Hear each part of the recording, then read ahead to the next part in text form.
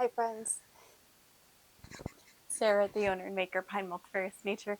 Thank you so much for joining me today. If you are a new viewer, welcome. And if you're a returning viewer, a big welcome back. I'm going to go ahead and start my timer. Keep me attuned to the time here. Hope you guys are doing well. Hope you're having a good day. Lord willing, this will go live.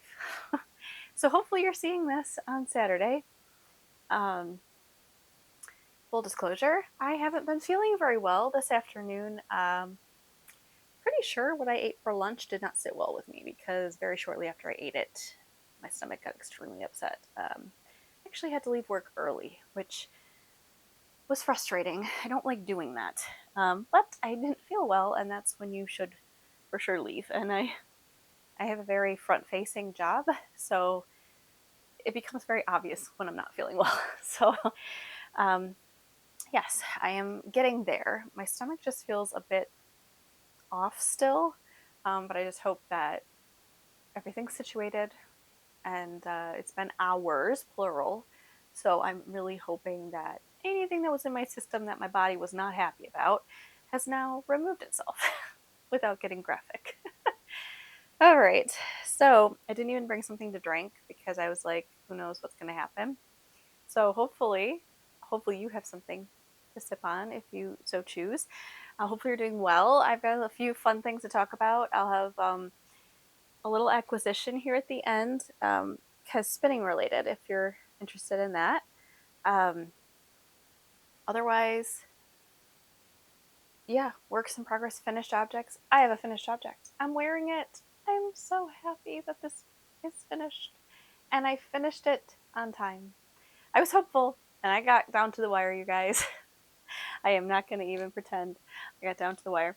So this is my Freya test knit by Inga of Knitting Traditions. It is using my 100% superwash merino 6-ply not handspun 6-ply. It is my cranberry colorway. Kind of get up here, hopefully you can see it. Try to get a little closer, but you can see the beautiful cable work. I love this sweater so much. It fits beautifully. It's a raglan shaping. Let's see if I can zoom in here so you can see the detailed raglan going on here. I have a little dress on underneath, and I love this crew neck. I love the way it fits. It fits so nicely. Just really flattering. It's not too high. It's like the perfect fit. So Inga, you did an amazing job designing this pattern. And cute little sleeves. I did change the needle size. Actually, no, I stayed with the needle size of the pattern for this. I went down needle sizes for the collar. That was recommended by others. And I also went down on the edging. Unfortunately, I don't want to give too much information away because, technically this will be a paid for pattern. I test knit it, but this little edging detail, I used a different size. And you can see the cabling going down the side. It goes down under the arm as well. It's extremely detailed, very flattering, enjoyable knit. It ended up really quickly. I think she gave us about 2 months to do it. And I mean, it took about 2 months, but I was also knitting other things. So if you focused on it, you could probably get it done pretty quickly. I'm going to wear this to the Michigan Fire Festival. This is my cranberry colorway, if I didn't mention that. I think I did. Sorry, my brain is still trying to separate from controlling my body. like, whew, the focus is real when you don't feel well. Anyway, sorry guys. I'm having a very human moment right now. Yeah, but I love it. I love the way it turned out. So many beautiful examples are being done of long sleeve versions. I would really love to do a long sleeve version, and I think I probably would still do the crew neck. She has a taller turtleneck style. I don't tend to gravitate towards those too often. I've owned turtlenecks, and they just kind of, I don't know, they make me feel claustrophobic. So I think I would do the crew neck for the long sleeve, and then I would do the tapered sleeves. So she has, or like the extreme taper, where it's wider, and then it gives you that like kind of princess sleeve where it's bellowy. I think that's pretty. So I would love to do that, and that would be like a different pattern. And then for the winter version, I may or may not do the ribbing, or I should say the cabling on the body. It's not that I mind doing the cabling. I just don't know if I'd want to do the cabling along the entire bottom. It's really nice for the summer version because it makes it super airy. This is my first time wearing it because I literally just finished blocking it yesterday. So just in time, just in time. I need to get photos done. She's giving us a little bit of an extension, which I really appreciate, because I would love to get those photos taken for her.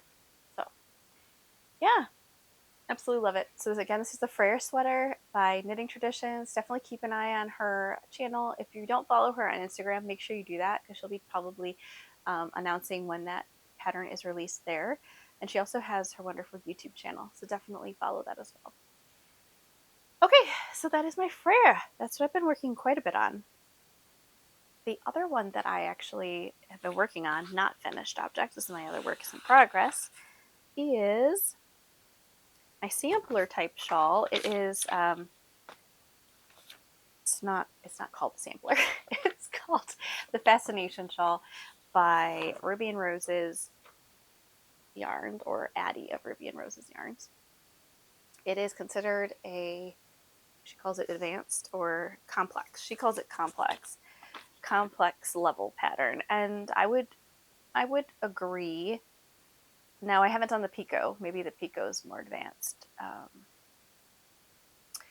There's a lot of fun techniques. There's some different styles of knitting in here, and I think because I have done a lot of knitting now, and I always love to challenge myself with a new pattern, with a new texture, this is a perfect example of that. So if you want to do that, but you don't want to do it in the mass, an entire shawl of one type of knitting.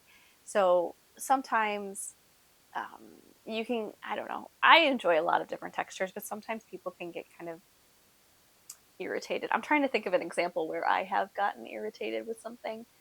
I don't know. I feel like most of them that I've done had a nice variety. I'm looking at all my shawls, have a nice variety of textures and things going on. But I guess if it's all, let's say, fisherman's rib, and you do or do not like that, then you might get kind of bored of it or annoyed with it. That's what I love about this pattern. So this is a Fascination Shawl, and it is not boring. There is so much fun stuff, and basically each section is, I just used the entirety of color, so as it changed, there may or may not be an overlap of color here. So like you can see, this is a perfect example where I was knitting this textured stitch and then I ran out of this color, and so I then moved to this one and started with a new one because I'm using up all of the yarn. And you guys, I am down to the wire. I think I'm going to run out, which is fine. But I think I am going to run out. This is all I have left of my two little skeins of minis from my True North Advent from Melly Knits. And that's all I have left. So I'm going to have to dig out some hand spun. This is all hand spun. And I am just cruising away on it. I love this textured edge that's going on here. So you can see that. It's so pretty. And I am running out of the darker color now. So the next color is going to be this light one. And if I have to switch to the light one prematurely, I will. And then I have to figure out which which hand spun I'm going to use, but I have a couple back there that are beautiful oatmeal colors, and that would be what I'd use for the picot. It's kind of like a picot waved. I don't know if you can see that on the bottom there. Probably not. There's like a lace edging on it, and it's really pretty, like a lace picot. And then I'll be done. So I say and then I'll be done, like I'm going to be done this week, and I probably won't. Now I'm not working on the Freyr. I might get done a little faster, but to be fair, I'm well over 600 stitches now on a row, and I usually get through like one row on my lunch break. So I really don't get much done. Now I only knit for maybe 10 minutes on my lunch break because I have a very short lunch break right now. By choice, by choice. And yeah, I love it. I love it so much. It's just beautiful. And I love all the colors, and they're super soft and squishy. And being that we've been basically like 90 plus degrees Fahrenheit every day practically, it is kind of a weird project to be working on because it's basically a wool blanket right now, and it's like a woolly wool blanket, very textured and fluffy and warm. Definitely don't like working this outside. I tend to work on this when I am working, either having lunch indoors, or if I'm at home indoors, or I'll work on it in the mornings when it's like 70 degrees out and I'm watching the sun come up. That's my favorite thing on the weekends. So I think that's probably what I'm going to be doing primarily. But today is actually quite beautiful. It's 79 degrees Fahrenheit here in Michigan, and it's stunning. We finally got that rain yesterday. Oh, did we get rain? Oh, it was wonderful. I talked about this the other day. We got like a little bit of rain, and I was excited. That did not even compare to the wonderful rain that we got yesterday. So the rain we got last week that I was talking about was just, it did not last long. I think it was for about a half hour, pretty much the entirety of me recording. It was raining and then it stopped, which is still wonderful. Don't get me wrong. But yesterday we got like downpour, and then it rained steadily for like hours. Oh, it was great. It's amazing how one decent rainfall, all of a sudden the crispy, creepy grass has green grass growing. It's unbelievable. It's crazy. So the vegetables look really good. Um, yeah, very, very excited about this. So lots of good things. When it comes to the veg, I'm really excited. I've got 2 more zucchini. I just ate 2. That's it's kind of a pain point right now because my lunch that I ate today had the zucchini in it, which is like, oh. And I ate the same thing like earlier in the week, but obviously I did eat a few different things today before that, and I'm guessing maybe a lot of different grease got together, and aging and all that fun stuff. It's like, what is the deal?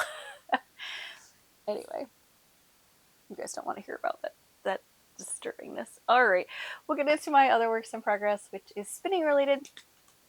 Very, very excited. So I finished my Tour de Fleece last weekend. So for those of you that also participated in Tour de Fleece, I hope you had a wonderful spin.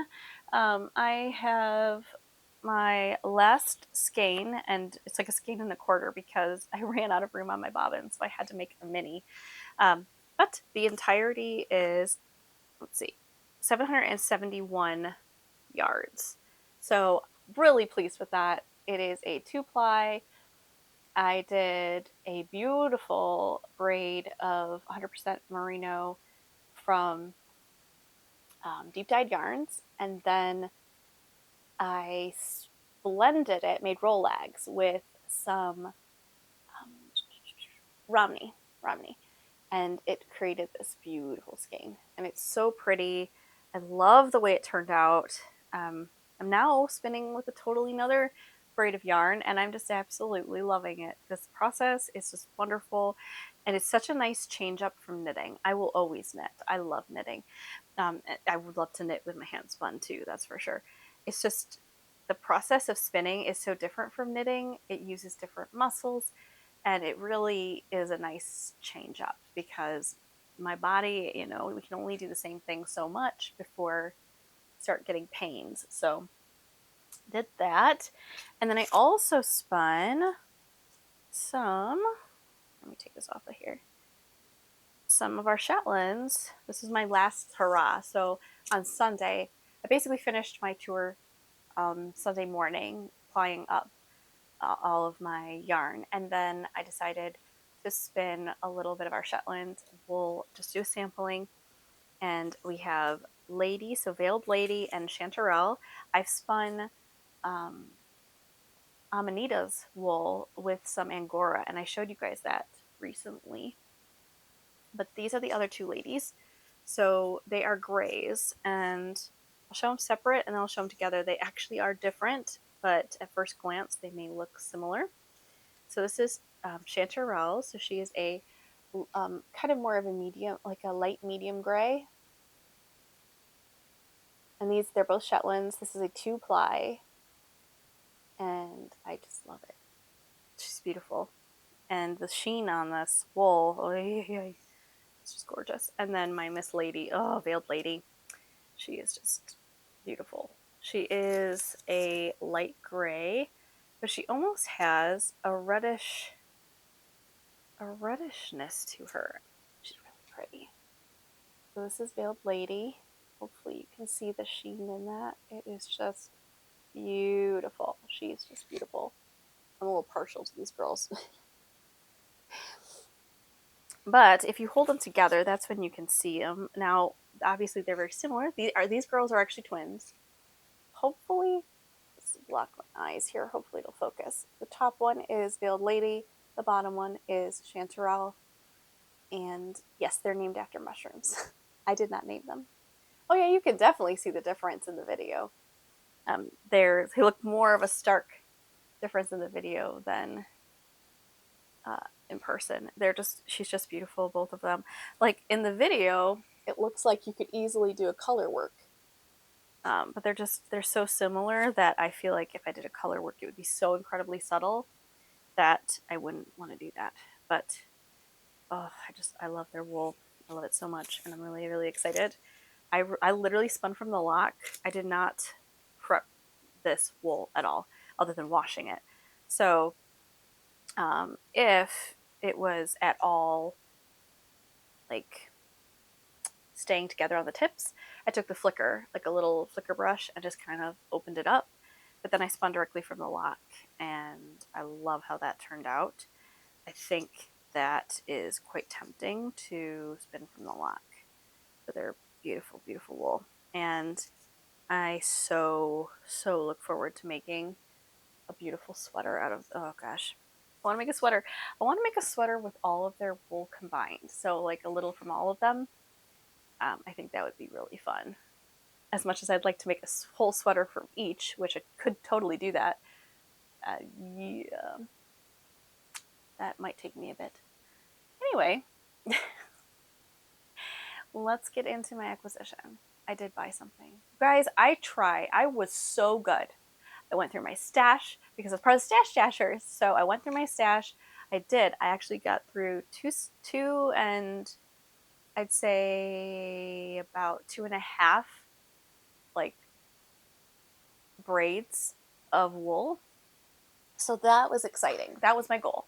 You know, Stash Dashers were all about, with Melly Knits, we're all about getting through wool that we already have instead of buying wool for the Tour de Fleece. If you bought wool for it prior, obviously you could totally use that as part of your stash. But the goal was not to buy during it. I'm not going to bash anybody because I know people did.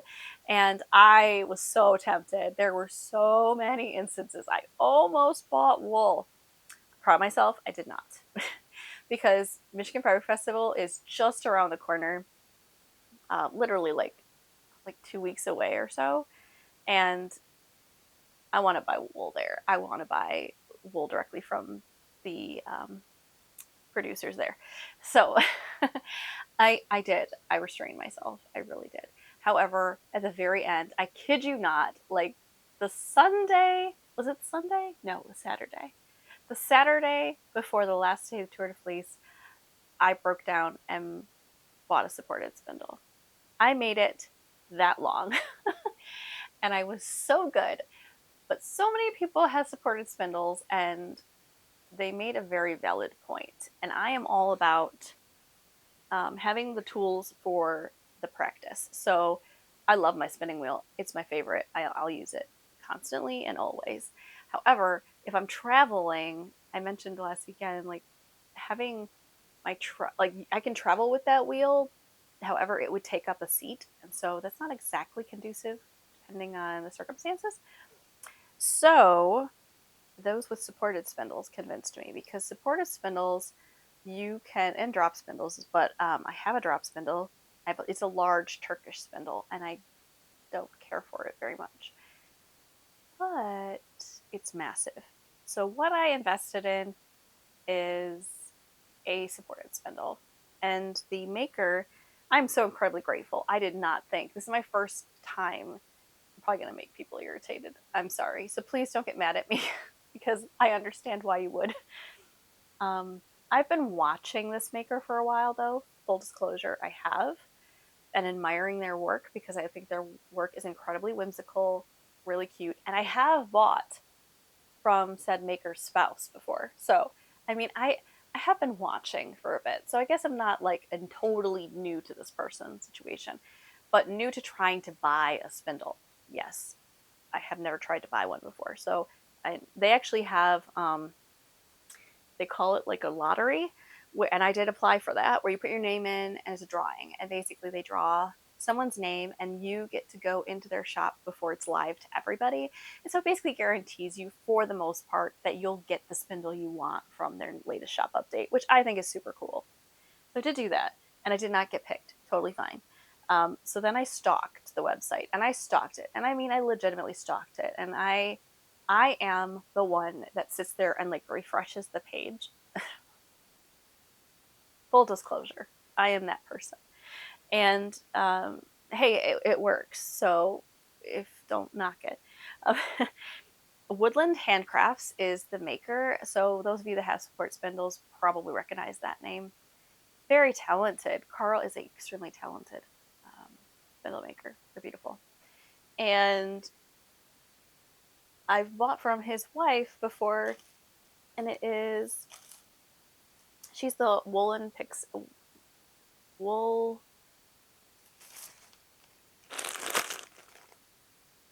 Woodland. That makes sense.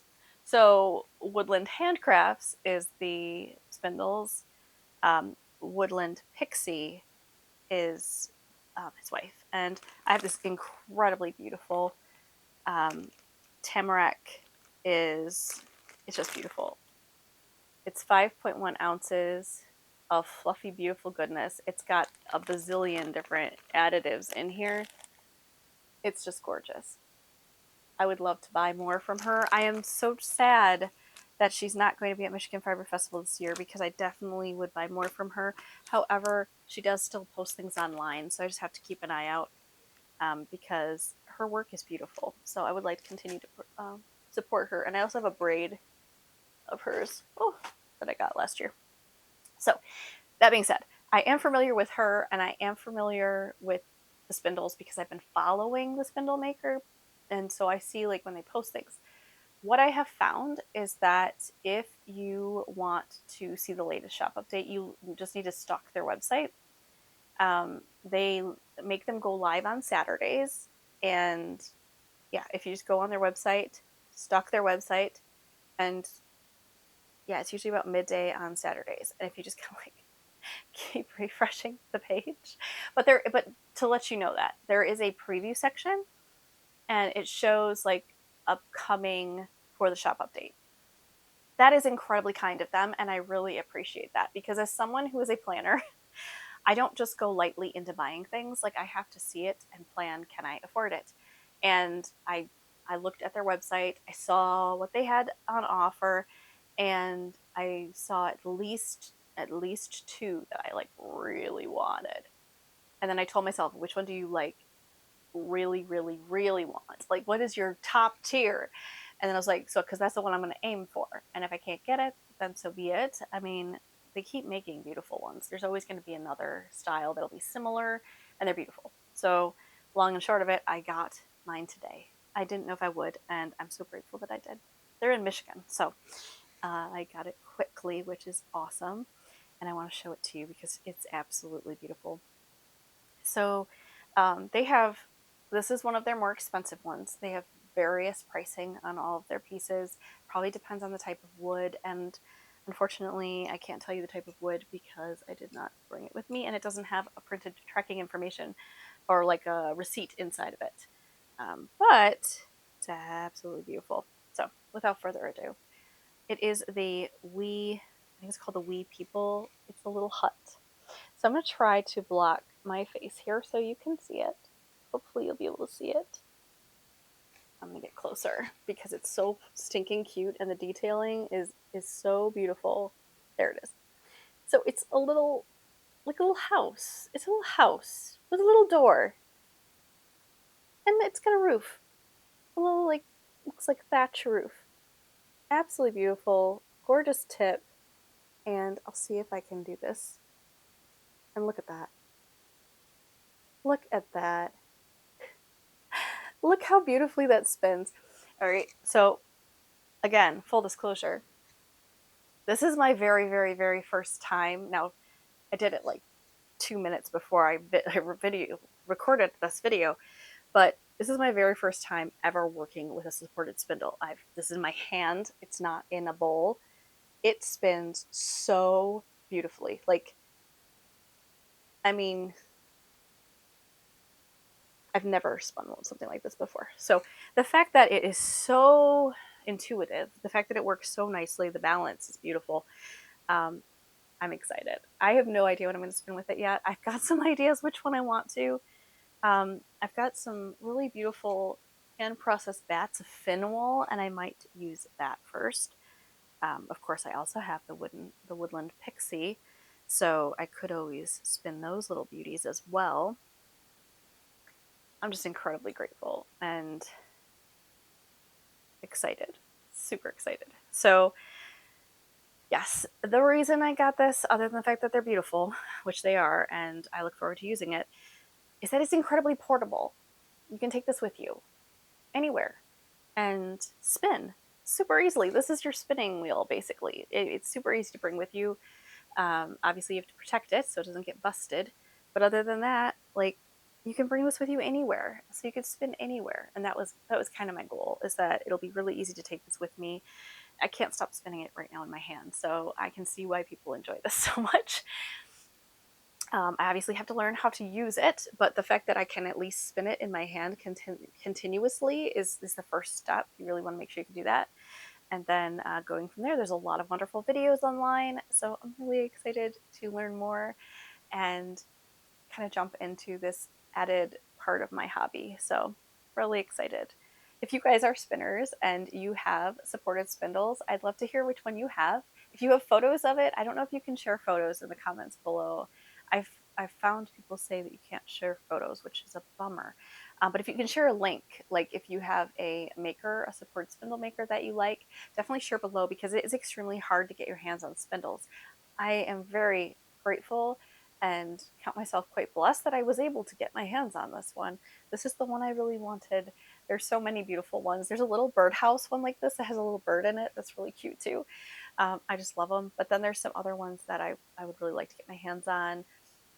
I associate spindles with fall. I know it's not fall oriented, but it feels fall oriented to me. Everything slows down. So spinning is very fall and winter oriented to me. So I really like these to be more fall oriented. So there's a couple styles that this maker has that I would love to get my hands on, but I just have to be patient and at some point be able to do that, hopefully. Yeah, so I hope you guys are well. I'd love to hear from you. I'd love to hear what you're up to.